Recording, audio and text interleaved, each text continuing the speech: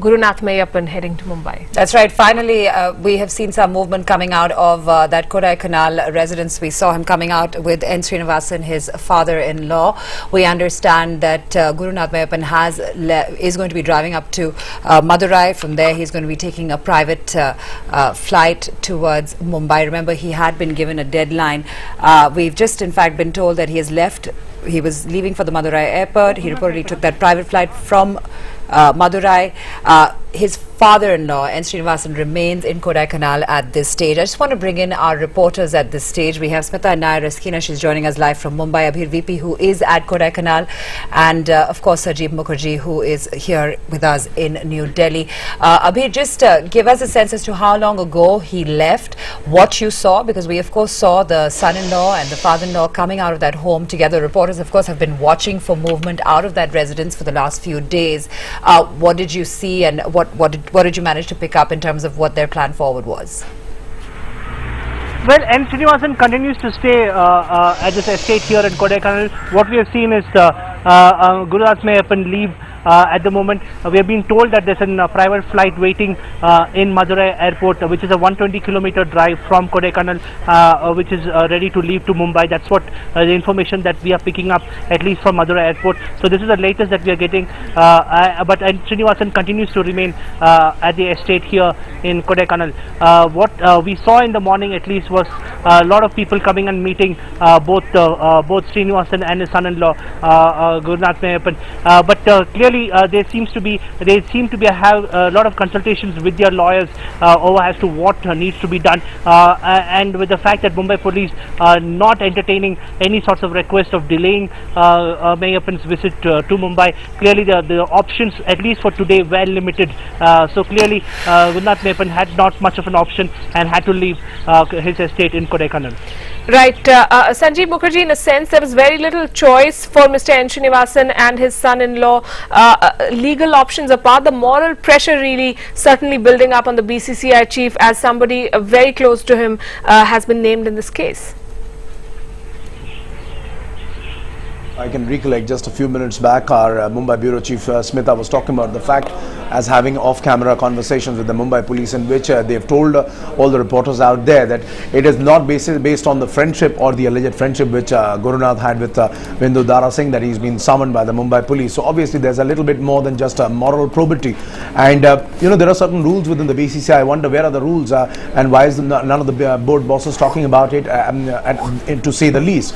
There's something called Agreement Clause 11.3c in the BCCI IPL franchisee agreement, which talks about the fact that any franchisee group owner and or any owner, if he acts in any way which has a material adverse effect upon the reputation or standing of the league, the BCCI, the IPL, the BCCI, the franchise, the team, or any other team in the league and or the game of cricket, then obviously there are serious repercussions and there are serious rules for that.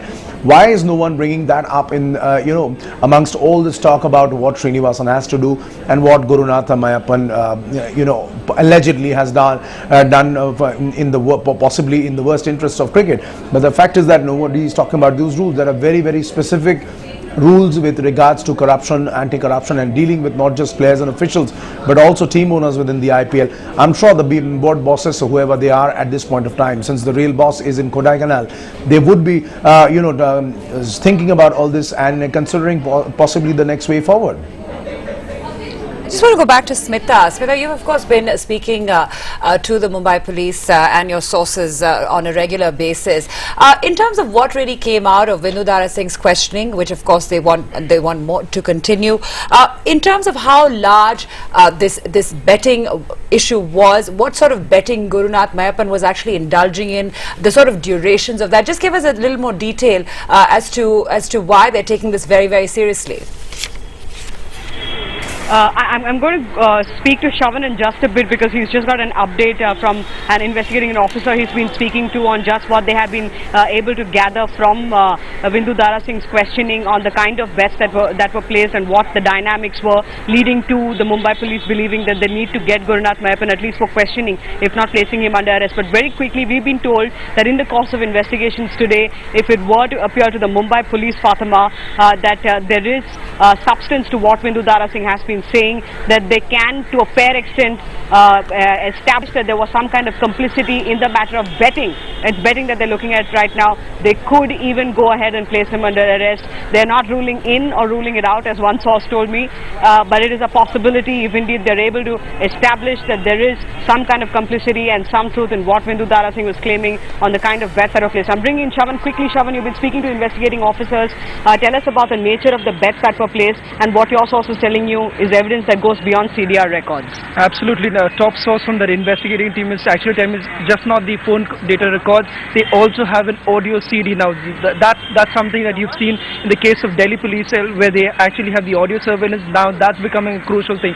They are saying that they have the audio CD talking about the link between Bindu Dara Singh and, for that matter, Mr. Gurunath Meiyappan. That's just not one thing. They're also saying that they do have some more evidence that could very well be about their meetings also. They're saying that they are possibly trying to work on that. They say that they already have those details. So certainly not just the phone call records, there's much more to that. The audio CD in one place and also more details about them meeting physically. Now that's something which is that we need to look forward to.